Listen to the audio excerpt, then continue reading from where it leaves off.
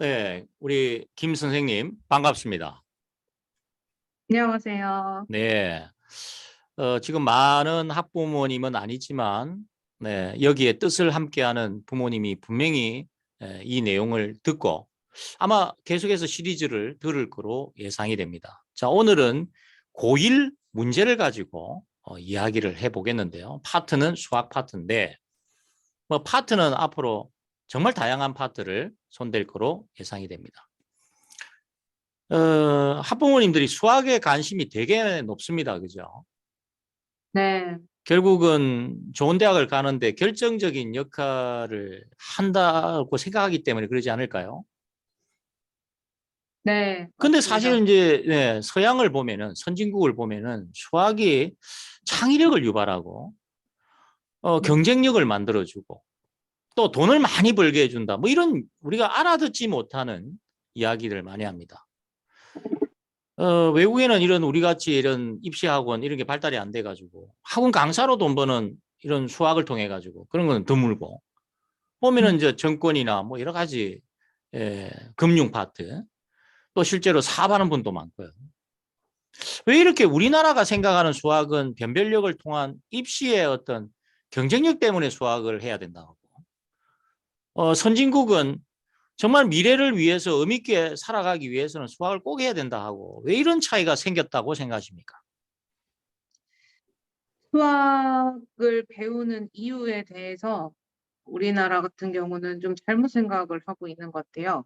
수학을 네. 배우는 이유는 지금 주어진 조건을 잘 연관을 지어서 구하려고 하는 결론까지 가는 데 있어서 그 연관성을 살리기 위한 도구로서 수학을 배우는 외국과는 다르게 단순히 답을 내고 안 내고 못 내고 그걸로 점수로 평가를 하는 지금의 저희 방식 때문에 네. 어 네, 생각이 잘못 붙여져서 이런 결과를 낳는 것 같습니다. 네. 참 이런 부분은 한번 이야기해 줘야 되는 게 바로 BIC하고 연관되기 때문이죠.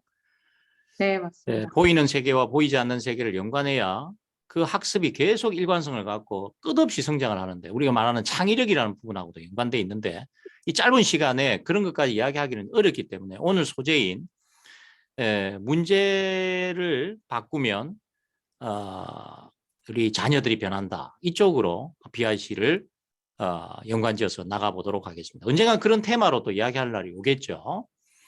네. 자, 그러면 본 내용으로 들어가 보도록 하겠습니다. 자, 지금 BIC라는 단어가 있습니다. 그죠?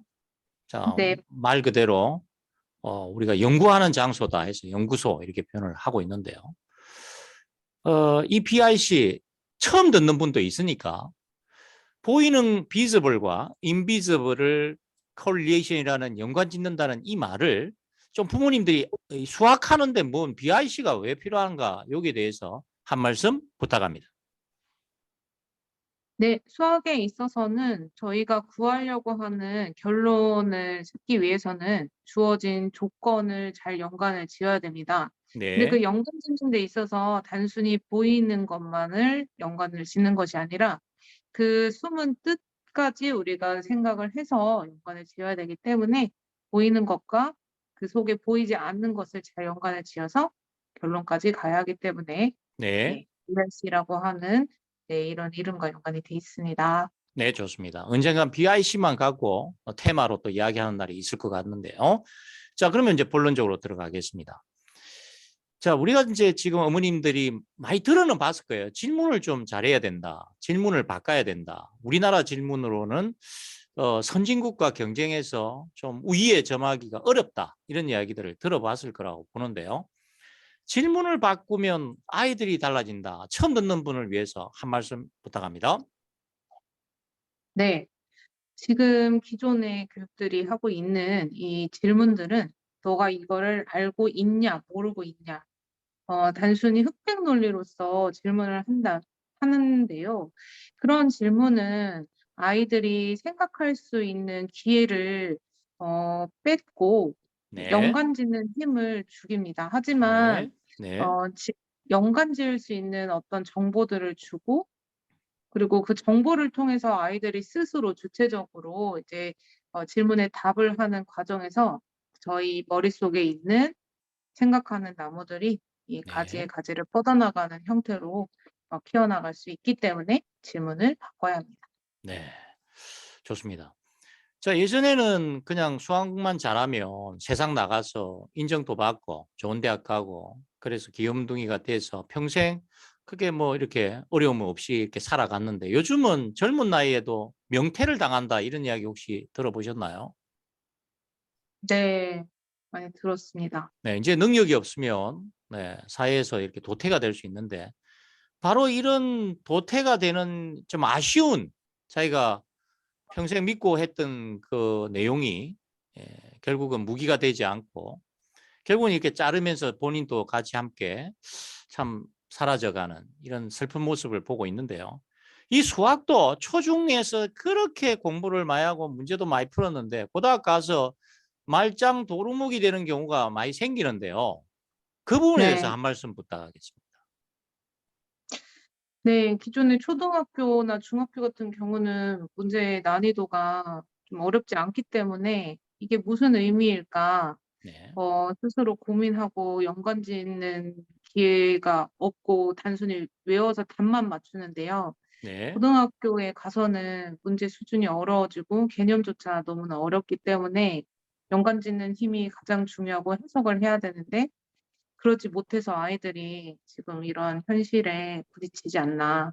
초등학교, 중학교 쉬었을 때부터 네. 공부 방법을 조금 달리해야 되지 않을까라는 생각을 합니다. 네. 자, 그래서 우리는 이구동성으로 한마디로 질문을 바꿔라 이렇게 이야기를 하고 있는데요. 너무 이게 또 두리뭉실해져 가지고 학부모들이 도대체 뭘 바꿔라는지 오해를 할 수 있기 때문에 좀 더 구체적으로 네, 설명에 들어가도록 하겠습니다. 자, 지금 한 문제를 보고 계십니다. 고등학교 1학년에 출제된 네, 한 고등학교 학교 이름까지 밝힐 필요는 없겠습니다만은 자, 한 문제를 보고 있습니다. 그럼 이제 시험장에 가가지고 또는 평상시에 이와 같은 비슷한 문제를 풀어보고 답을 내고 있습니다. 근데 여기서 수학자가 또 변형을 해가지고 어렵게 꼴을 바꿔버리면 갑자기 새로운 문제가 돼버리면서 굉장히 고통을 겪는 애들이 많습니다. 그래서 학원을 바꾸고 선생님을 우리 좋은 대학 나온 선생님들을 또 초빙해가지고 또 그 뭔가 변화를 추구합니다. 근데 결국은 뒤에 가면 우리 모두가 경험하고 있는 좀 안 좋은 현실이 있는데요. 자, 이렇게 누구나 흔히 볼 수 있는 이 문제 역시 시험 현장에서도 이 문제를 푸느냐 못 푸느냐가 굉장히 중요한데 자, 이 부분에 대해서 한 말씀 부탁드리겠습니다. 네. 머릿속에 생각하는 나머지 인지 구조가 어느 정도 발달이 되어 있는 아이들은 이 문제가 어떤 것을 요하는 건지 스스로 생각해 보고 네, 해석하고 또 연관지어서 어렵지 않게 답을 내는 반면에 기존에 이제 막 외우고 인제 유형화를 많이 했던 아이들은 말씀하셨던 것처럼 문제가 이제 변하면 '어 이건 뭐지?'라고 하면서 선생님을 또 찾게 됩니다. 네, 네. 그래서 이 질문 네, 자체가 잘못됐다는 것이 아니라 인지 구조가 어느 정도 이제 성장이 된 상태에서 이 질문을 맞이해야지 네. 어떤 문제가 나오더라도 어떤 과목이더라도 해결할 수 있는 능력 자체가 생기는 것 같습니다. 네, 우리나라 교육은 이제 이런 질문을 던지다 보면 이 문제를 못 풀게 되면 쌤의 설명을 듣거나 풀이집을 참고하고 이 문제를 푸는 해법을 익히게 되는데요. 결국은 새로운 변형된 내용을 해석해내지 못해서 내가 풀렸던 문제와 연관을 못 짓다 보니까 그래서 이 문제가 잘못된 게 아니라 이 문제를 가지고는 성장 가능성이 그렇게 가능성이 높다고 말할 수 없다는 이야기인데 그에 대해서 어떻게 동의하시나요? 네. 저도 동의하는 바입니다. 그러면 이제 이 이야기를 듣는 부모님은 이렇게 한마디 하시겠네요. 뭐야라고? 우리 참 많이 하는 말이죠. 어쩌라고? 자, 그래서 거기에 대해서 우리는 1차 해결책을 우리 연구소에서는 제시를 했습니다. 이 학생은 사고의 흐름의 문제로 인해서 이것이 일어난다라고 보고 이 문제가 안 풀리면 우리는 사고의 흐름을 잡는 훈련을 시킨 바 있습니다. 맞습니까? 네. 그런데 이제 이거로도 안 되는 애가 있더라는 거죠. 네. 물론 이제 최상위권으로 가는 애들은 상당히 이걸 도움을 받아서 이야호우를 외치면서 감사합니다, 존경합니다, 별소리를 다 듣게 됩니다. 그런데 이거의 혜택을 또 못 느끼는, 못 누리는 그런 학생들이 있는데, 그 문제는 과연 이 구조도 훈련만 갖고 해결될까요? 그런 아이들은 이 문제가 무슨 말인지 해석이 잘 안 되기 때문인데, 네. 해석이 안 되는 상태에서 구조도 학습, 구조도 훈련에 들어가게 되면 이건 역시도 암기의 패턴으로 들어갈 수가 있기 때문에, 네, 질문의 형태를 바꿔서 다른 형태로 이제 좀 접근을 해줘야 하겠습니다. 네. 그러니까 이 강의를 듣고 있는 학부모가 이제 전부 우리 애가 좀 1등 했으면 좋겠고, 또 돈도 좀 적게 드리고 최고의 결과를 좀 냈으면 좋겠는데, 아마 그런 그 어떤 바람이 있을 거예요. 근데 애가 네, 이제 이런 구조도를 해가지고 되는 애가 있는 반면에, 고학년에 올라올수록 이게 암기를 애가 해석 자체가 안 돼가지고 가는 학생들은 이 방법으로는 한계가 있다는 거죠. 네, 그래서 우리 BIC 연구소에서는 바로 질문을 바꿔야 된다라는 이 내용을 등장시키게 되는데, 한번 그 내용을 처음 듣는 학부모님을 위해서 좀 더 우리가 자세하게 설명이 필요한데요. 자, 그러면 한번 문제 바뀐 내용 같이 보면서 이야기를 해보도록 하겠습니다. 자, 문제 1을 보면 fx가 주어지고 f1 값을 구하라는 이런 문제입니다. 그죠? 아마 네, 대한민국의 함수라는 거를 공부해 본 학생은 함수 값이다 해가 1 넣으면 끝나버리겠네. 그죠? 네. 그런데 이제 질문이 그 답을 묻고 있나요? 아니면 문제 2를 내고 연관성을 묻고 있나요?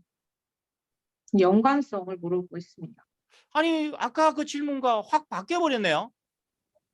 네, 자, 이 질문은 답을 내는데 초점을 두고 있다면 이 값을 구해야 되잖아요. 그죠? 네. 근데 이 질문은 어디에 초점을 두고 있나요? 이 두 문제가 어떤 연관성이 있는지 물어보고 있습니다. 바로 수학에 무너졌던 애들이 바로 이 학습을 통해서 살아난다는 걸 연구를 통해서 찾아냈다는 거죠. 음, 근데 이거를 갑자기 준비하려면 세월이 많이 걸리지만 오랜 기간 연구를 하면서 해법을 찾아냈는데요. 자, 묻겠습니다. 그러면 문제 1과 문제 2가 어떤 연관이 있는지 한번 말해 보실까요? 네. 일단 제가 처음에 봤을 때는 네, fx라고 하는 식이 보이고 네, 아래에는 px 마이너 qx라고 하는 이 다른 식이 보이지만 네, 이 두 개는 x제곱 플러스 9x 마이너스 1이라고 하는 네, 동일한 값을 가지고 있습니다. 네, 그렇기 때문에 fx는 곧 px 마이너 qx랑 같다라는 걸 알 수 있고 이것이 곧 네, 치환이 된 형태라는 것을 알 수 있었어요. 네, 그런데 지금 문제에서는 어떤 값을 구하라고 동일하게 주어졌는데 네, 지금 F1이라고 하는 것은 X에다가 1을 대입한 거고 또 네, P1 마이너스 Q1도 역시 마찬가지로 이 X에다가 1을 대입한 것으로 보아서 두 문제는 사실 같은 것인데 네. 형태만 치환된 것으로 보입니다. 그래서 그 그러면 두 개가 연관되어 네. 있습니다. 그러면 대한민국의 수학 공부를 하는 애는 이 형태와 이 형태가 같다라고 하는 학생이 많을까요? 아니면 따로 보는 학생이 많을까요? 따로 노는 경우가 대부분일 것 같습니다. 네. 이게 바로 해석이 안 되는 이유지요. 네, 내가 이렇게 평생 공부해 놓은 내용을 연관지어 가지고 오늘 문제를 해결해야 되는데 아쉽게도 이전과 지금 문제를 머짓지 못한다는 거죠. 연관짓지 못하고 이 있습니다. 문제를 해결하기 위한 과정이 더 중요한데 아쉽게도 문제를 자꾸 풀려고 한다는 거죠. 음. 그러니까 그 근본적인 문제의 어떤 원인은 제거되어지지 않은 채 학년만 자꾸 이렇게 커지다 보니까, 높아지다 보니까 결국은 고3 가면 우르르 쾅쾅 하는 소리가, 고3을 지도해 본 결과 한번 그 현장을 이야기 좀 해주시기 바랍니다. 네, 아이들이 일단은 심적으로도 많이 지쳐 있습니다. 너무 피배를 많이 하다 보니까 네, 나중에는 네, 지쳐서 그냥 합리화를 하더라고요. 나는 수학과는 관계가 없나 보다. 네. 라고요. 그럼 그 학생은 그러면 초등학부터 고2까지 수학에 대한 투자를 아끼지 않았나요? 아니면 아낌없이 투자했나요? 정말 아낌없이 부모님들께서 투자를 하셨고, 그리고 네. 초등학교, 중학교 때 같은 경우는 어느 정도 성적도 나왔으니까 얘가 네. 수학에는 소질이 있나 보다 하면서 팍팍 그럼 왜 밀어주셨던 경험도 중학교 때 많습니다. 성적이 나왔으면 고3까지 성적이 이어져야 되는데 왜 그게 이어지지 않죠? 부분 이제 학년이 이게 저학년인 경우 또 중학교까지는 문제가 쉽다 보니까 외워서도 가능한데 네. 고등학교 때는 외워서는 되지 않고 해석을 해야 되니까 네. 거기서 이제 공부 방법이 잘못됐었기 때문에 그러지 바로 않았을까요? 김 선생님이 지금 말씀하시는 해석이 안 된다는 그 부분이 바로 키포인트였습니다. 그 부분을 훈련을 해야 된다는 게 바로 이 학습의 키포인트죠. 문제를 바꿔야 된다. 네, 계속 푸는 거는 자기가 문제집 사가지고 조용한 데 가가지고 스터디 카페 같은 데 가서 문제를 풀면 되죠. 그걸 풀지 말라는 뜻이 아니라 선생님하고 풀 내용이 아니었다는 이야기죠. 중요한 건 본인이 그 연관 지으면서 해석하는 힘을 키웠어야 되는데, 그래서 한 학생의 실제 답을 한번 답변한 내용을 한번 우리 김 선생님이 한번 풀이를 해주시기 바랍니다. 해석을요. fx를 px-qx로 치환을 하니까 네. f1의 값이 p1-q1으로 변한 것 같습니다. 뭔 말입니까? 네, 단순히 이 fx라고 하는 식을 px-qx라고 하는 식으로 그냥 치환을 한 것뿐입니다. 네. 형태를 조금 더 어렵게 보이기 위해서 네. 표현을 했습니다. 네. 그러면 지금 이 x에다가 1을 대입한 거니까 여기도 마찬가지로 각각 1로 대입한 것이다. 네. 그냥 변한 것뿐이다라고 얘기하고 있습니다.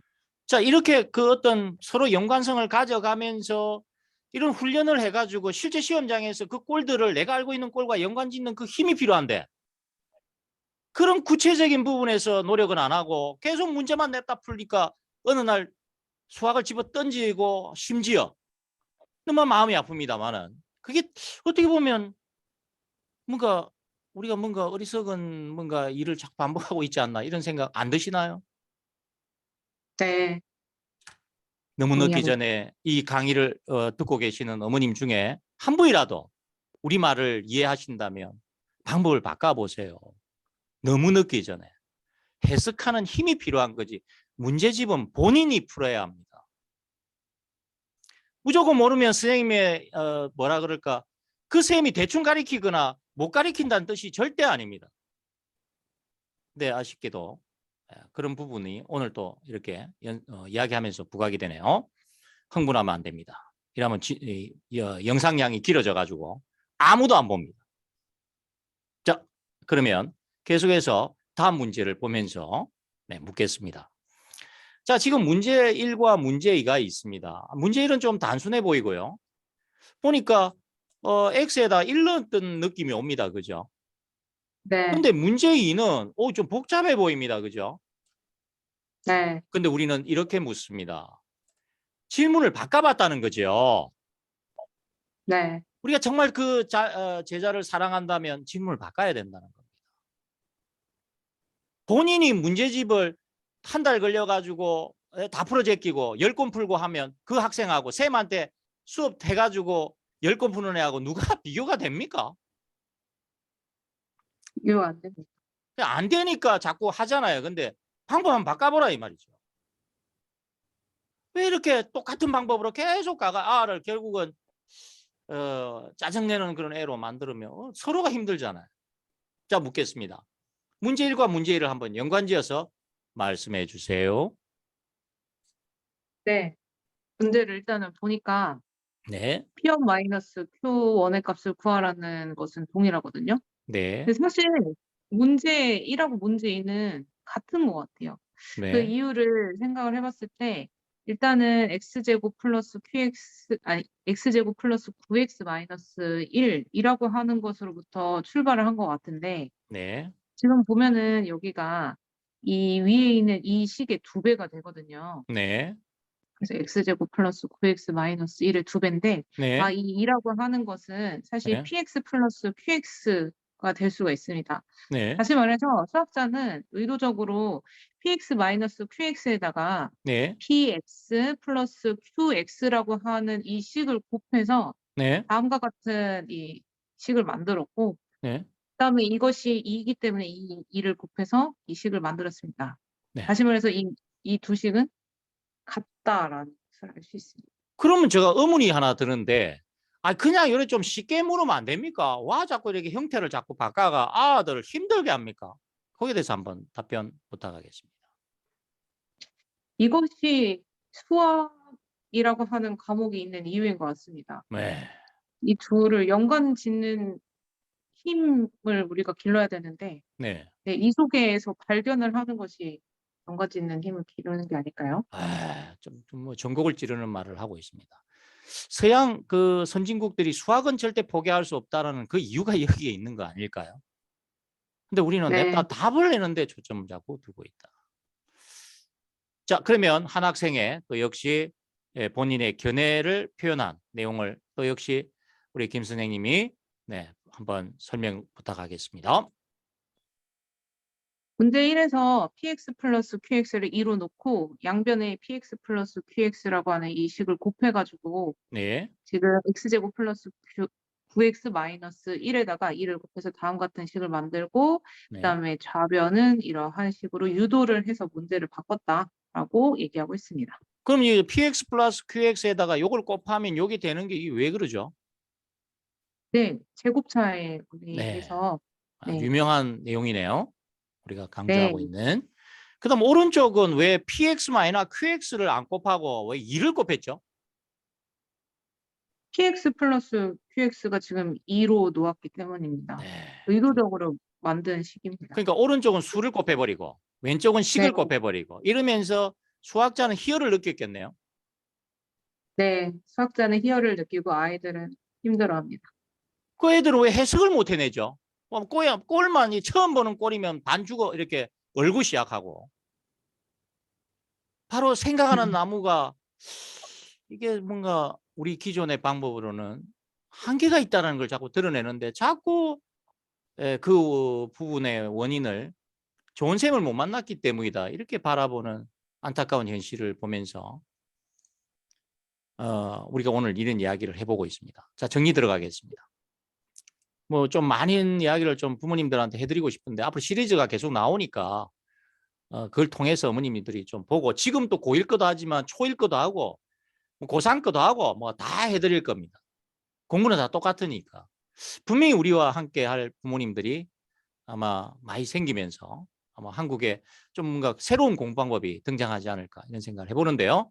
자, 묻겠습니다. 이렇게 물었을 때에 답했을 때 하고 이런 질문을 통해서 묻고 답하게 했을 때 하고 다음과 같이 이렇게 연관성을 물으면서 이 꼴과 이 꼴이 어떤 가지고 있는 연관성 이런 것들을 물었을 때하고 어떤 차이가 있을 거로 예측하십니까? 네, 왼쪽에 있는 질문 같은 경우는 이제 경험에 의존할 수밖에는 없을 것 같습니다. 그래서 네. 선생님의 풀이에 의해서만 내가 이 문제를 풀 수 있다, 없다. 네. 그리고 네, 이 문제에 대해서 정확하게 내가 해석을 하는 것이 아니라 네, 네. 그런 기억에만 의존을 하기 때문에 확장성이 없는데요. 네. 문제 1과 2를 연관지어서 생각을 했다라는 것은 이 문제의 변화, 그리고 내가 미처 보지 못했던 것들을 이제 연관짓는 힘이 길러지기 때문에 아이들은 네. 더 재미를 느낄 것 같습니다. 대부분의 네. 아이들이 쉬운 문제만 이렇게 열심히 풀려고 하고 어려운 문제는 빼놓고 푸는 경향이 많은데 그 네. 이유는 너무 어렵고 재미가 없고 또 내가 외워야 되는 대상이라고 생각을 하기 때문인데요. 네. 오른쪽에 있는 연관 짓는 이 습관, 연관 짓는 훈련을 하다 보면은 어떤 문제라도 내가 재미를 느끼고 스스로 공부할 수 있는 힘이 길러질 것 같습니다. 네. 그 힘으로 문제집을 풀면 훨씬 문제집도 달라 보일 건데 네. 아쉽습니다. 자, 그래서 그거는 뭐 부모님들이 나중에 또 우리 인연이 되면 서로 대화하는 날도 오겠죠. 자, 그래서 마지막 이야기 읽으시고 해석 좀 부탁하겠습니다. 추억이 없는 학습은 뭉치지 못하고 끝없이 흩어집니다. 질문이 바뀌면 자녀들이 변합니다. 네. 왼쪽과 같은 이런 추억이 없는 이 문제를 단순히 내가 풀 수 있냐 없냐로만 생각을 하면서 암기하고 유형화시키는 학습들은 확장하지 못하고 단순히 따로따로 놀기 때문에 끝없이 흩어질 수밖에 없습니다.